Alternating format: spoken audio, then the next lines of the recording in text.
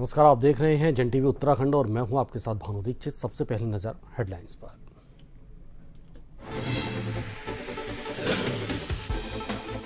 पुष्कर सिंह धामी का हरिद्वार दौरा, युवा धर्म संसद के शुभारंभ समारोह में की शिरकत, 24 राज्यों के यूथ ले रहे भाग।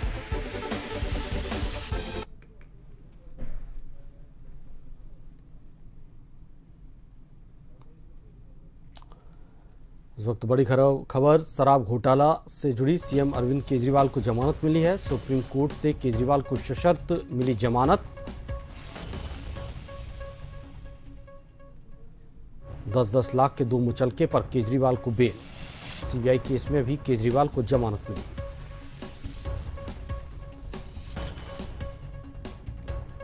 बड़ी खबर आ रही है, शराब घोटाले से जुड़ी सीएम अरविंद केजरीवाल को जमानत मिल गई है। सुप्रीम कोर्ट ने केजरीवाल को सशर्त जमानत दी है। सीबीआई केस में भी केजरीवाल को जमानत मिली। 10-10 लाख के 2 मुचलके पर केजरीवाल को बेल। सीबीआई केस में भी केजरीवाल को राहत, उनको जमानत मिल गई है। सीबीआई केस में भी सीएम अरविंद केजरीवाल को जमानत मिल गई है। सुप्रीम कोर्ट से केजरीवाल को सशर्त जमानत मिली है।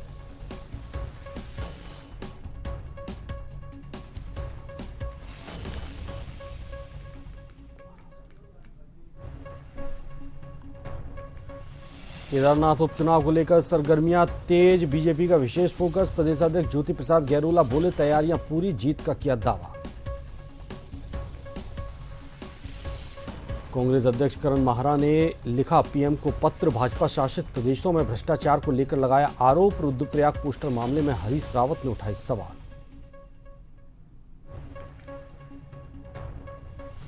हरिद्वार में पुलिस और बदमाशों की मुठभेड़, एक के पैर में लगी गोली, दूसरा आरोपी अंधेरे का फायदा उठाकर मौके से फरार, तलाश में कॉम्बिंग जारी।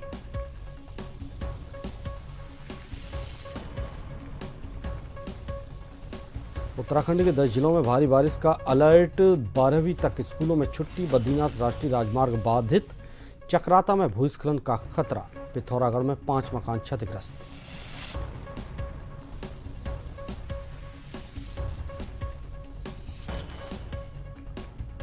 खबरें विस्तार से। उत्तराखंड की केदारनाथ सीट पर उपचुनाव होने हैं। बता दें कि केदारनाथ सीट से विधायक रही शैला रानी रावत के निधन के बाद ये सीट रिक्त हो गई है। उपचुनाव को लेकर राजनीतिक पार्टियों का जनता के बीच जाना शुरू हो गया है। सभी राजनीतिक पार्टियां अपनी अपनी जीत के दावे भी करती हुई नजर आ रही हैं। खासकर बीजेपी का इस सीट को लेकर विशेष फोकस है।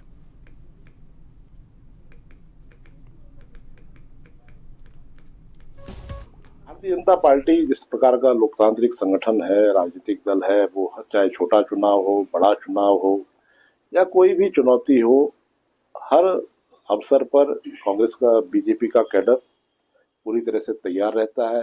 24/7 हमारे कार्यक्रम लगातार चलते रहते हैं और इसी नाते अब केदारनाथ का जब भी उपचुनाव संपन्न होगा, भारतीय जनता पार्टी उसकी भी तैयारी कर रही है। कार्यकर्ताओं का डिप्लॉयमेंट कैसे, किस स्तर पर किया जाना है, हमारे ब्लॉक स्तर पर कौन कार्यकर्ता जाएगा, हमारे शक्ति केंद्र स्तर पर कौन कार्यकर्ता जाएगा, हमारे बूथ स्तर की कौन सी कार्यकर्ता उसकी देखभाल करेंगे, उसकी जिम्मेवारी लेंगे। तो हमारा पूरा सेटअप तैयार हो रहा है और उसी नाते भारतीय जनता पार्टी के नेतृत्व ने कुछ मंत्रीगणों को भी इस काम पे लगाया है। निश्चित तौर पर केदारनाथ से भारतीय जनता पार्टी के पक्ष में परिणाम आने वाला है। रुद्रप्रयाग में गैर हिंदू रोहिंग्या मुसलमानों और फेरी वालों का गांव में एंट्री बैन को लेकर प्रदेश की सियासत एक बार फिर गर्मा गई। विपक्ष इस मामले को लेकर सरकार को आड़े हाथों ले रहा है। पूर्व मुख्यमंत्री और कांग्रेस वरिष्ठ नेता हरीश रावत ने सरकार पर तंज कसा, इसे भाजपा की कायराना हरकत करार दिया। उन्होंने कहा कि भाजपा के पास बताने के लिए कुछ नहीं रह गया, सिर्फ सरकार यूसीसी का राग गाती रहती है।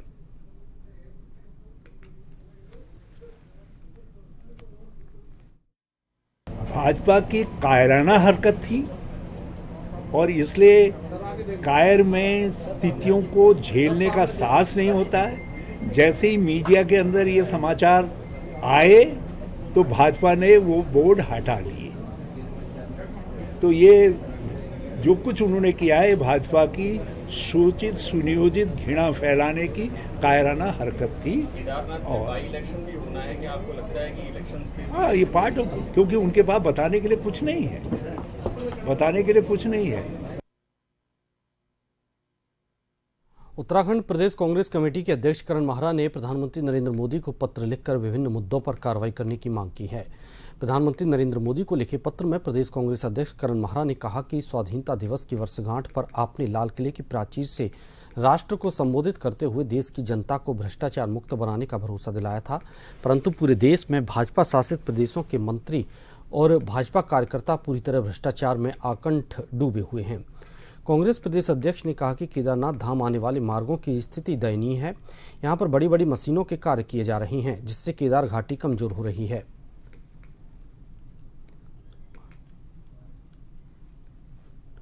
पूरी जड़ खोखली हो गई है। कैसे केदारनाथ धाम बचेगा, कैसे हमारा ज्योतिर्लिंग बचेगा, ये चिंता का विषय है। नीति निर्धारक जो काम करना चाहिए वो नहीं करे, पैसे की केवल फुट बड़ी मशीनें ले जाके दिन रात काम हो रहा। शांत बाबा को अशांत किया जा रहा है, शिलाएं यहाँ से ले जाई जा रही हैं। और ये आप देखिए हाल, आप ये रास्ता देखिए, ये कांग्रेस की सरकार में ये रास्ता बना था वैकल्पिक मार्ग, आज ये बह गया, इसको कोई ठीक करने वाला नहीं है। पिछले 3 वर्ष में कुछ नहीं हुआ, फिर एक विवादित पूर्व अधिकारी को यहाँ भेजा गया है और वो क्या कर रहे हैं, 400-500 जो लेबर है उनके साथ ये समझ से परे है। लोग परेशान हैं, लोगों का रोजगार छिन रहा है, केदार बर्बाद हो रहा है और सरकार मदमस्त है। कांग्रेस की केदारनाथ प्रतिष्ठा रक्षा यात्रा केदारनाथ धाम पहुंची। यहां पूजा अर्चना और जलाभिषेक के साथ यात्रा का समापन हुआ। कांग्रेस प्रदेश अध्यक्ष करण माहरा ने कहा कि हमारे मठ मंदिरों को भाजपा साजिश के तहत अन्यत्र शिफ्ट करना चाहती है, जिसे कांग्रेस पार्टी द्वारा बिल्कुल बर्दाश्त नहीं किया जाएगा। प्रदेश कांग्रेस कमेटी ने 12 सितंबर को दूसरे चरण की केदारनाथ प्रतिष्ठा रक्षा यात्रा शुरू की थी।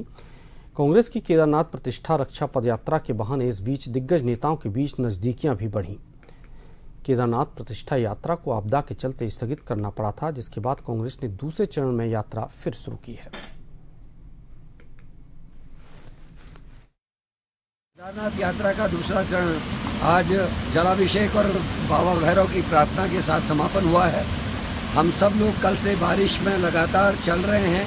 बाबा केदार के दर्शन करके सुबह सुबह जलाभिषेक करा गया, उसके बाद बाबा भैरव के यहाँ जाके न्याय की अर्जी लगाई है।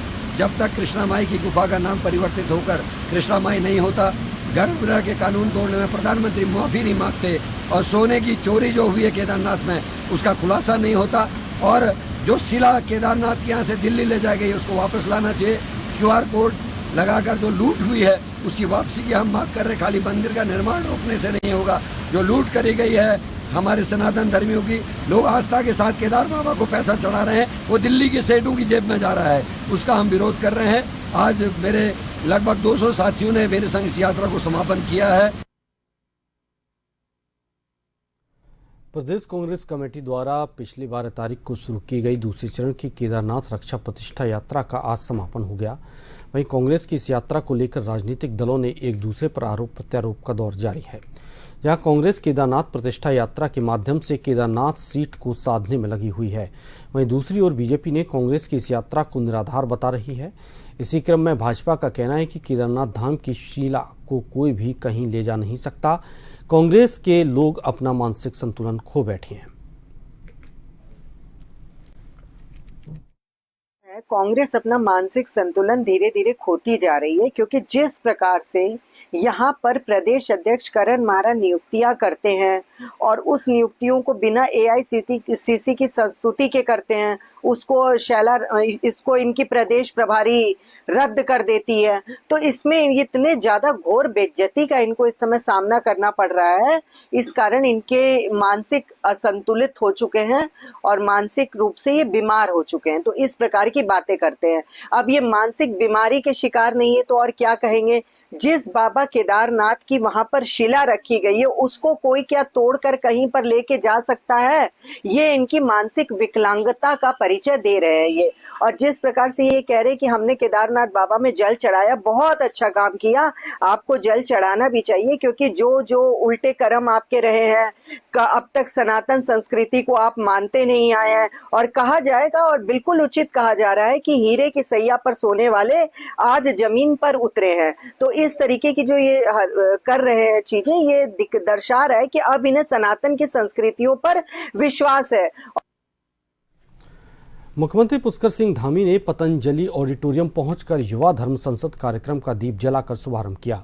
इस अवसर पर महासचिव चंपत राय आचार्य मिथिलेश नंदिनी शरण महाराज, बाबा रामदेव भी उपस्थित रहे। मुख्यमंत्री पुष्कर सिंह धामी ने सेवाग्य संस्थानम द्वारा आयोजित चतुर्थ युवा धर्म संसद में राष्ट्र निर्माण का लक्ष्य लेकर देश की युवा पीढ़ी को सही दिशा देने के उद्देश्य से कार्यक्रम में पहुंचे सभी महानुभावों और युवा शक्ति का देवभूमि उत्तराखंड पहुंचने पर हार्दिक स्वागत और अभिनंदन किया।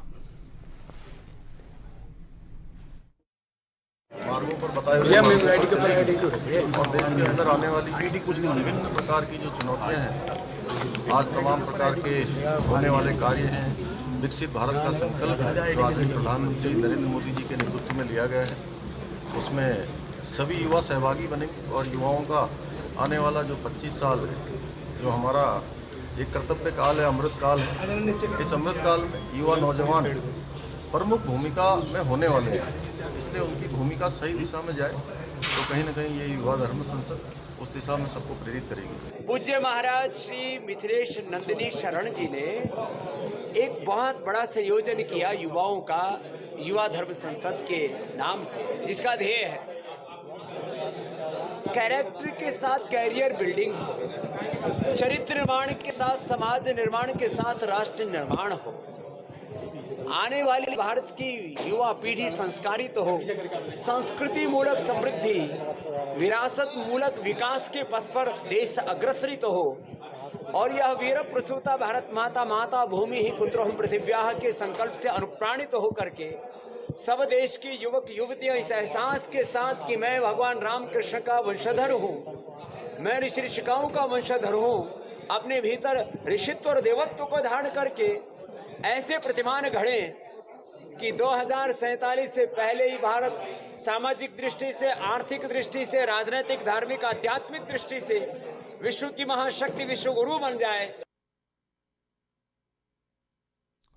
फिलहाल यहाँ रुकेंगे एक छोटे से ब्रेक के लिए।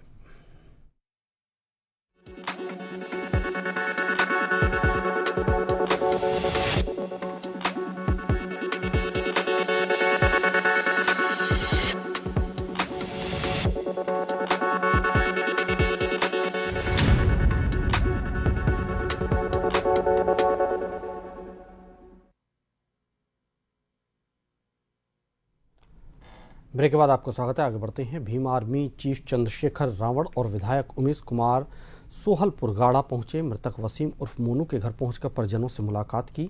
वसीम उर्फ मोनू की गोवंश के शक में पुलिस के पीछा करने के कारण तालाब में डूबने से मौत हुई थी।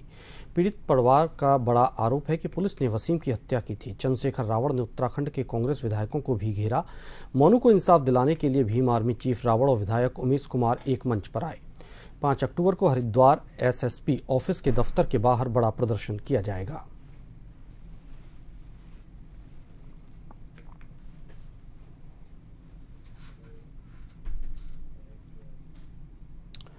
उत्तराखंड का प्रसिद्ध लोक पर्व नंदा अष्टमी हर साल भूवैकुंठ नगरी बद्रीनाथ धाम के बामड़ी गांव में बड़े ही हर्षोल्लास के साथ मनाया जाता है।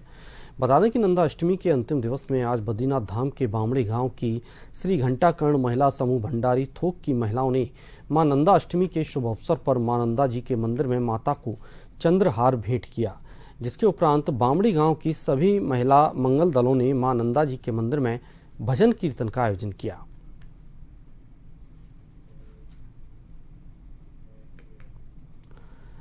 राजधानी देहरादून में डेंगू की रोकथाम के लिए बड़े स्तर पर कार्रवाई लगातार जारी है। अभी तक जिले भर में मरीज पॉजिटिव मिले हैं। स्वास्थ्य विभाग, नगर निगम की टीम और जिला प्रशासन की टीमों ने मिलकर अब तक 20,650 घरों का सर्वे किया है, जिनमें से 502 जगह में डेंगू का लार्वा मिला है। देहरादून के मुख्य जिला चिकित्सा अधिकारी संजय जैन ने इसको लेकर जगह जगह पर और खुद भी मौके का मुआयना कर रहे हैं। डेंगू की रोकथाम के लिए नगर निगम और स्वास्थ्य विभाग की ओर से डेंगू नाशक दवाओं का छिड़काव किया जा रहा है।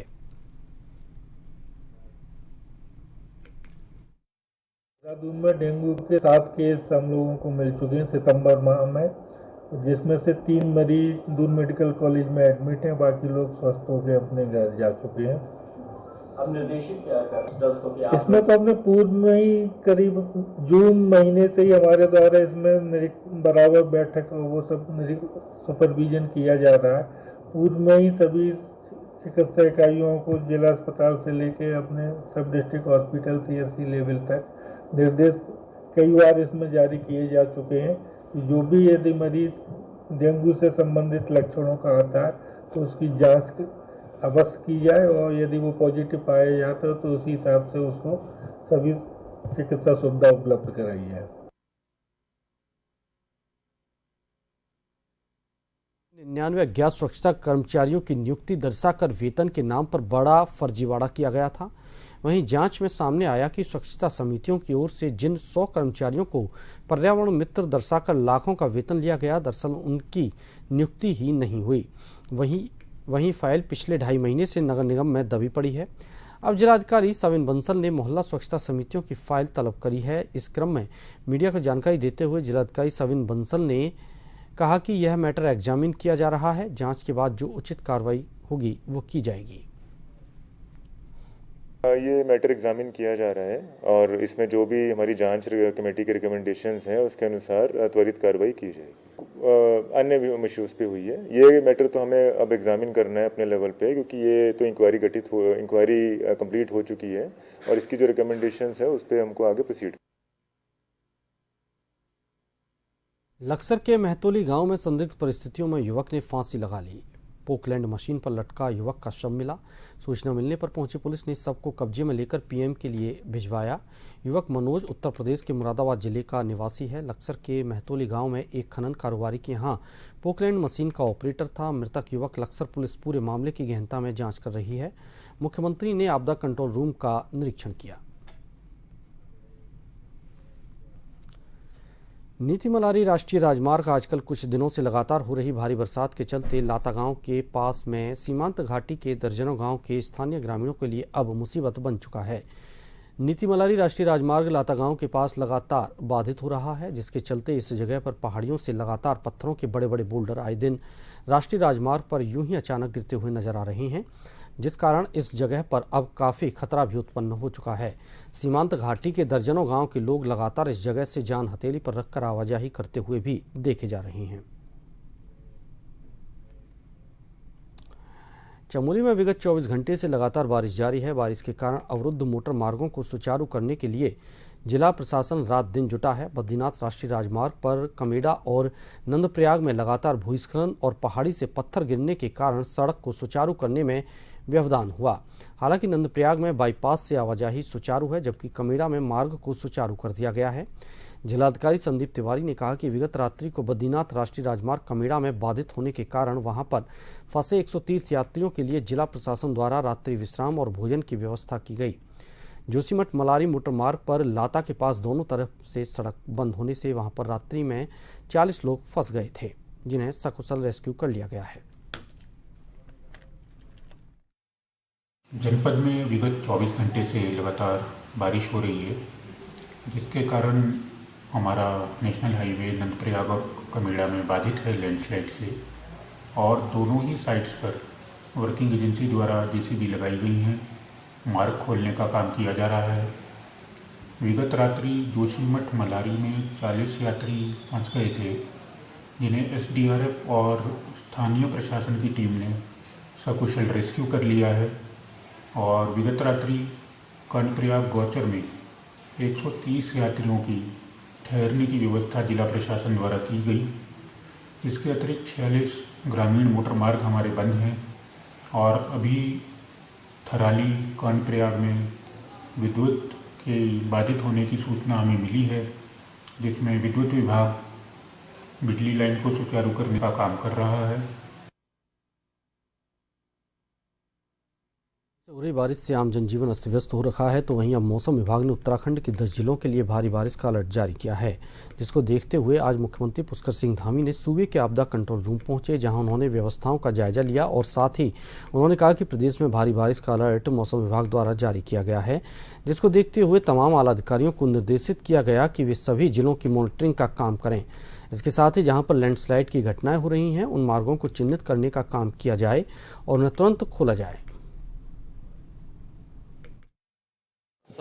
और मौसम का जो अलर्ट है ये हमारे लिए हमेशा से चुनौती रहा है, और पूरा मानसून सत्र में अनेक स्थानों पर हमको आपदाओं का सामना करना पड़ा है, भूस्खलन का सामना करना पड़ा है। अतिवृष्टि के कारण से अनेक संपर्क मार्ग कटे हैं, अन्य चीज़ें भी हुई हैं। तो अभी सारे जिलाधिकारियों से, सारे आपदा प्रबंधन के लोगों से, SDRF, NDRF सभी हमारे तैनात हैं, सभी विभागों के लोग लगे हुए हैं और जहाँ भी संपर्क कट रहा है या जहाँ पर भी सहायता की आवश्यकता है वहाँ पर हमारे शासन के लोग पहुँच रहे हैं। हमारा प्रयास है कि इस पर पूरी तरह से सब लोग मुस्तैद होकर नज़र रखें और जहाँ भी आपदा से प्रभावित लोग हो रहे हैं उनको मदद करें।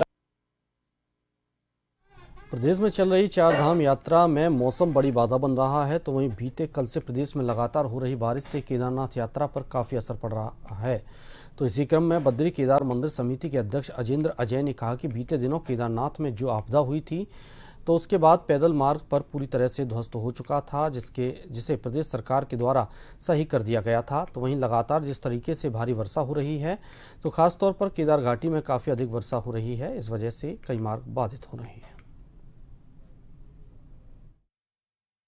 विगत 31 जुलाई को जो केदारनाथ घाटी में जो अतिवृष्टि हुई थी उसके कारण जो पैदल मार्ग और मोटर मार्ग क्षतिग्रस्त हो गया था, कई स्थानों पर पूरी तरीके से वॉश आउट हो गया था। प्रदेश सरकार के स्तर से बहुत युद्ध स्तर पर और जो हमारी कार्यदायी एजेंसियां उन्होंने बहुत त्वरित गति से कार्य करके उनको संपादित कर दिया था, मार्ग सुचारू कर दिए गए थे। लेकिन आप जानते हैं कि जैसे वर्तमान में भी बहुत वर्षा पर्वतीय क्षेत्रों में हो रही है, मैदानी क्षेत्रों में भी हो रही है, लेकिन पर्वतीय क्षेत्रों में काफ़ी वर्षा हो रही है और केदार घाटी में खास करके काफ़ी वर्षा हो रही है। उसके कारण से जो पैदल मार्ग है या मोटर मार्ग हैं वो स्थान स्थान पर बाधित हो रहे हैं। लेकिन प्रदेश सरकार और जो हमारी कार्यदायी एजेंसियां हैं वो निरंतर कार्य कर रही हैं। इसी के साथ इस बुलेटिन में फिलहाल इतना ही। नमस्कार।